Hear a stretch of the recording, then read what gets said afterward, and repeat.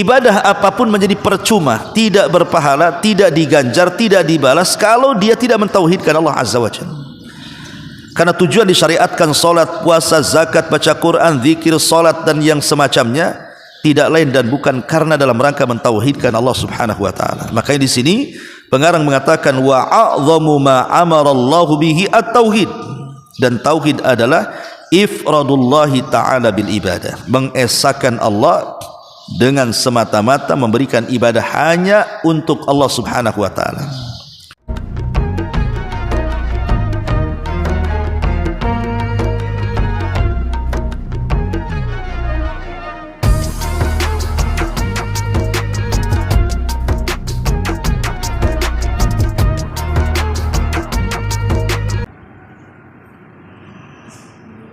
Coba buka kitab Ushul Tsalatsahnya. Bismillahirrahmanirrahim. Alhamdulillah wassalatu wassalamu ala Rasulillah wa ala alihi wa sahbihi wa mawalah wa la hawla wa la quwata illa billahi wa ba'du. Lanjutkan kajian Ushul Tsalatsah dan kita masuk pada perkataan pengarang. Qala al-muallifu rahimahullahu ta'ala, i'lam arsyadakallahu li ta'atihi anna al-hanifiyyata millata Ibrahim an ta'budallaha wahdahu mukhlishan lahud-din wa bidzalika amara Allahu jami'an nas wa khalaqahum laha kama qala Allah Ta'ala wa ma khalaqtul jinna wal insa illa liya'budun wa ma'na ya'budun yuwahhidun wa a'zamu ma amara Allah bihi at-tauhid wa huwa ifradullahi bil ibadah wa a'zamu ma naha anhu syirku wa huwa da'watu ghairihi ma'ah wa dalilu qauluhu ta'ala wa'budullaha wala tusyriku bihi syai'an. I'lam, ketahuilah, arsyadaka,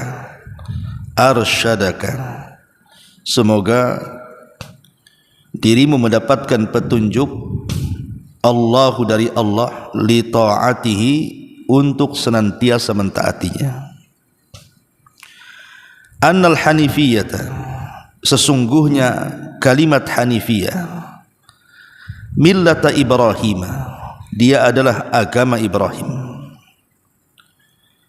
An ta'budallaha wahdahu mukhlishan lahud-din, dan agama Ibrahim itu an ta'budallah, engkau beribadah kepada Allah, wahdahu, hanya semata-mata dia saja, mukhlishan, dengan mengikhlaskan lahu padanya ad-dina, ketaatan. Wa bidzalika, karena itu, amarallahu, Allah perintahkan, jami'a an-nasi, semua manusia, wa khalaqahum laha, dan Allah ciptakan mereka untuk itu. Kama qala ta'ala, sebagaimana Allah berfirman, wa ma khalaqtul jinna, dan tidaklah aku ciptakan jin, wal insa, dan manusia, illa, kecuali liya'budun, agar mereka beribadah kepadaku.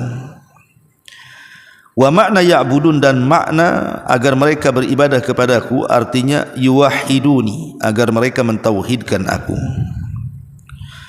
Wa a'zamu ma amara Allahu bihi, wa a'zamu, dan yang paling besar, ma apa-apa, amara, yang diperintahkan Allah bihi, dengannya, adalah at-tauhidu, mentauhidkan Allah. Dan tauhid adalah ifradullahi bil ibadah, ifradullah, mengesahkan Allah, bil ibadati, dengan cara beribadah hanya kepadanya. Wa a'zamu, dan yang paling besar, ma naha anhu, apa-apa yang dilarang Allah tentangnya, asyirku, adalah kesyirikan.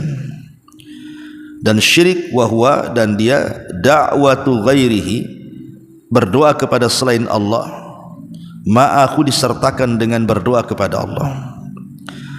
Wa dalilu qauluhu ta'ala, dan dalilnya firman Allah azza wa jalla, wa'budullaha, sembahlah Allah, wala tusyriku, dan jangan menyekutukan bihi dengan Allah syai'an sedikit pun. Surah An-Nisa ayat 36. Baik, ya. Di sini pengarang biasa sebelum beliau menjelaskan beberapa kalimat penting, maka karena kelembutannya beliau kepada kita sebagai pembaca dari kitabnya atau yang mempelajari kitabnya, mendapatkan doa dari beliau. I'lam arsyadakallahu li ta'ati, ketahuilah semoga Allah memberikan hidayah kepadamu agar senantiasa mentaati Allah. Dan ini bentuk kelembutan Syekh pengarang kepada kita, senantiasa mendoakan agar kita istiqomah. Kemudian kata beliau, annal hanifiyah, sesungguhnya kalimat al-hanifiyah, millata Ibrahim, dia adalah agama Ibrahim. Apa makna hanifiyah di sini? Makna hanifiyah di sini ada dua makna. Pertama, hanifiyah itu adalah agama yang dibawa Nabi SAW, agama Islam. Jadi agama Islam itu disebut hanifiyah. Dan makna yang kedua, maksud hanifiyah adalah al-iqbalu ala Allah bitauhid. Kita menghadap Allah Subhanahu wa taala semata-mata hanya ingin mentauhidkan Allah. Jadi makna yang pertama, makna umum, bahwa hanifiyah itu adalah agama Islam, agama yang dibawa Nabi SAW. Dan makna yang kedua, hanifiyah itu artinya kita menghadap Allah dengan membawa tauhid. Maka kelazimannya kita disuruh untuk meninggalkan kesyirikan. Itulah makna hanifiyah. Adapun kemudian di sini, kenapa hanifiyah? Yang dimaknai bahwa hanifiyah adalah Islam atau hanifiyah adalah agama yang membawa tauhid, millata Ibrahim dinisbatkan kepada agama Ibrahim karena mengikuti Al-Quran. Al-Quran mengatakan anittabi millata Ibrahim, ikutilah agama Ibrahim. Lalu kenapa kemudian agama tauhid ini dinisbatkan kepada agama Ibrahim? Makanya orang-orang jahiliyah apabila mereka masih berpegang dengan agama Ibrahim disebut hanif, karena mereka mentauhidkan Allah. Ada 3 perkara yang disebutkan para ulama kenapa kalimat hanifiyah dinisbatkan kepada agama Ibrahim. Pertama, karena memang Ibrahim dijadikan Allah menjadi imam. Inna Ibrahim kana ummatan. Ibrahim itu dijadikan imam oleh Allah, dan imam itu harus diikuti. Makanya kita mengikuti agama Ibrahim yang merupakan tauhid. Yang kedua, karena di antara seluruh para nabi dan rasul dari sejak Adam sampai rasul kita Muhammad sallallahu alaihi wasallam, yang paling sempurna mewujudkan tauhid itu hanya Ibrahim. Sampai Ibrahim disebut Abu Tauhid, bapak daripada tauhid. Maka lihat kisah Ibrahim, sejak masa remaja, dewasa sampai tua itu bicara tauhid saja.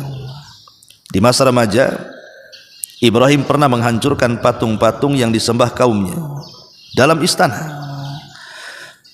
Kemudian setelah menghancurkan patung-patung dalam istana itu, kemudian meletakkan palunya di patung yang paling besar, sengaja tidak dihancurkan. Setelah kemudian sang raja tahu bahwa yang menghancurkan patung Ibrahim, maka Ibrahim dipanggil.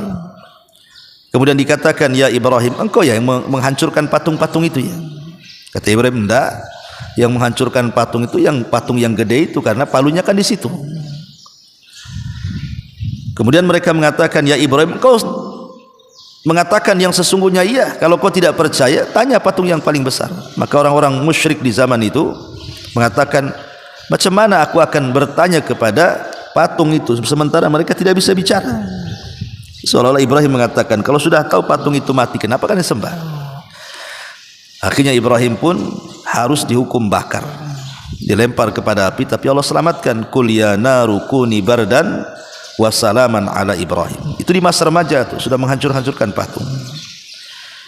Kemudian di masa dewasa, dia ingin membatalkan sesembahan kaumnya yang menyembah matahari, bulan dan bintang. dengan mengatakan ketika melihat bintang dia mengatakan jangan-jangan ini Tuhanku. Ketika bintang enggak ada dia mengatakan masa Tuhan muncul dan pergi. Dan begitu seterusnya. Dan kalau kita melihat biografi Ibrahim itu semua bicara tentang tauhid. Lah karena Ibrahim itu adalah manusia yang paling sempurna menerapkan tauhid, makanya wajar kalau Al-Hanifiyah itu agama yang mengacu kepada tauhid dan berpaling dari kesyirikan itu dinisbatkan kepada agama Ibrahim, karena dia satu-satunya nabi yang menyempurnakan atau paling sempurna ketika menerapkan tauhid. Dan yang ketiga, wajar kalau Hanifiyah itu dinisbatkan kepada agama Ibrahim. Kenapa demikian? Karena Nabi itu kan keturunan Ibrahim. Nabi itu jalurnya kalau mau diurut itu sampai kepada Ismail, dan Ismail itu putra Ibrahim. Maka sudah selayaknya cicit daripada Ibrahim meneruskan dakwah Ibrahim. Maka disebut Hanifiyah itu adalah millahnya, agamanya Ibrahim alaihi salam. Kemudian pengarang menyebutkan seperti apa Hanifiyah yang merupakan agama Ibrahim itu. Anta'budallaha, agar engkau beribadah kepada Allah wahdahu, semata-mata Allah saja yang disembah, mukhlishan lahuddin, dengan mengikhlaskan semua ketaatan kepada Allah subhanahu wa ta'ala. Itulah tauhid.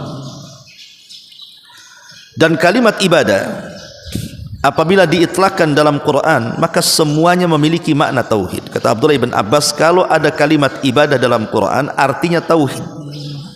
Jadi kalau ada perintah disuruh untuk beribadah kepada Allah, artinya disuruh mentauhidkan Allah subhanahu wa ta'ala. Makanya di sini kata pengarang, wa bidzalika amarallahu, karena itu Allah perintahkan jami'an nas, seluruh manusia, wa khalaqahum laha, dan Allah menciptakan mereka karenanya, karena tauhid. Sebagaimana Allah berfirman, wa ma khalaqtul jinna wal insa illa liya'budun, tidaklah kuciptakan jin dan manusia kecuali untuk beribadah. Kalimat liya'budun memiliki dua makna. Artinya, pertama, Allah subhanahu wa ta'ala memang menciptakan manusia itu karena untuk ibadah, untuk maksud tujuannya adalah untuk mentauhidkan Allah. Jadi kita, saya, antum atau siapapun, maksud kenapa kita diciptakan ya untuk beribadah, artinya untuk mentauhidkan Allah subhanahu wa ta'ala. Dan yang kedua maknanya, secara lazimnya ketika kita diciptakan untuk mentauhidkan Allah atau untuk beribadah kepada Allah, maka secara otomatis kita diperintahkan untuk mentauhidkan Allah subhanahu wa ta'ala. Dan ini dakwah semua para nabi. Jadi dakwah semua para nabi itu mendakwahkan tauhid sejak zaman Nuh, kemudian Ibrahim, Musa, Isa, Syu'aib, Hud, dan semua para nabi termasuk Nabi kita Muhammad sallallahu alaihi wasallam. Dakwah yang pertama kali didakwahkan kepada umatnya adalah sembahlah Allah dan jauhi sesembahan selain daripada Allah subhanahu wa ta'ala alias tauhid. Makanya Allah berfirman, walaqad ba'atsna fi kulli ummatir rasulan an i'budullaha wajtanibu taghut, dan tidaklah kami utus pada tiap-tiap umat ini seorang rasul, tugas mereka menyerukan kepada manusia sembahlah Allah dan jauhi sesembahan selain daripada Allah. Jadi semua dakwah para nabi itu mendakwahkan tauhid.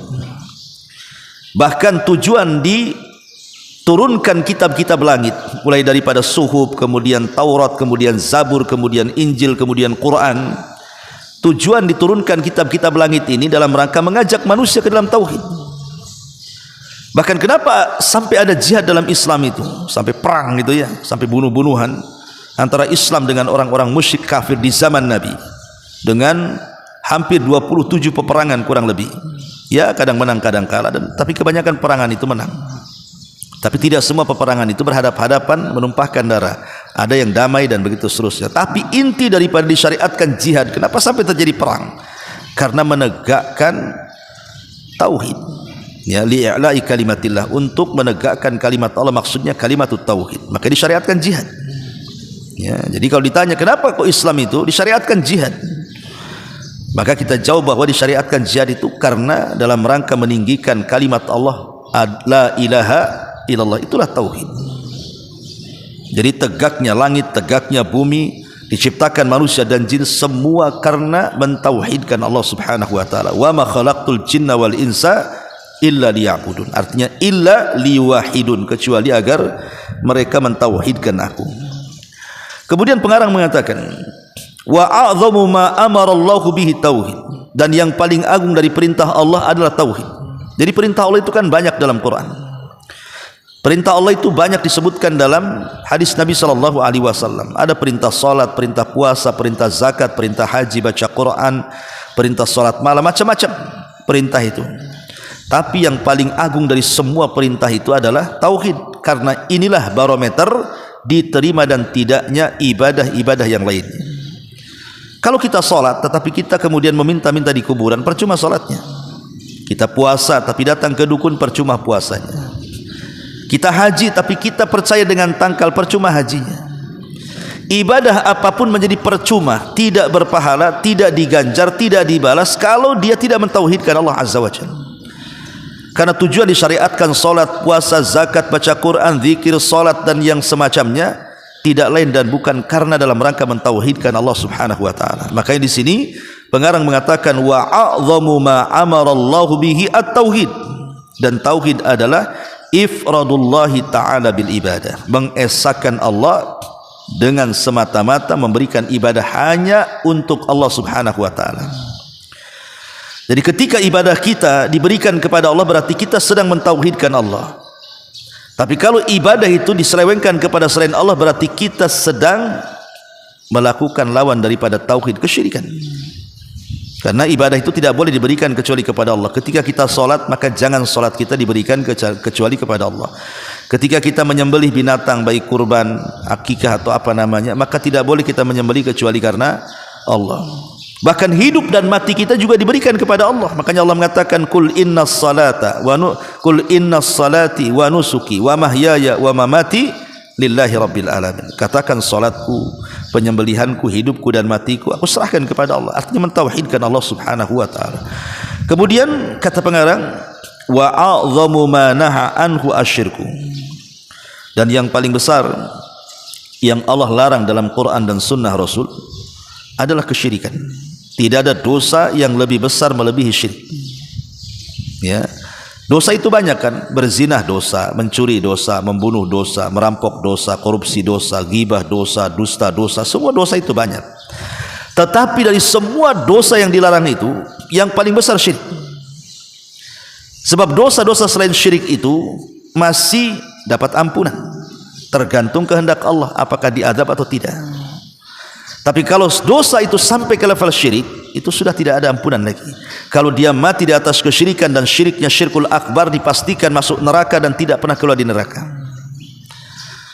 Tapi dosa-dosa yang lainnya masih ada ampunan di bawah kehendak Allah. Kalau Allah mau masukkan ke neraka, dicuci kemudian dimasukkan ke surga. Kalau Allah mau enggak perlu masuk neraka, langsung masuk surga, kan begitu. Dari sini Allah Subhanahu wa taala berfirman, innallaha la yaghfiru an yushraka bihi wa yaghfiru ma duna dzalika liman yasha. Allah itu tidak akan mengampuni dosa orang yang menyekutukannya, tapi mengampuni dosa selain itu, maksudnya selain kesyirikan. Masih Allah berikan ampunan. Karena kalau orang melakukan syirik sampai syirik akbar di dunia saja sudah keluar dari Islam.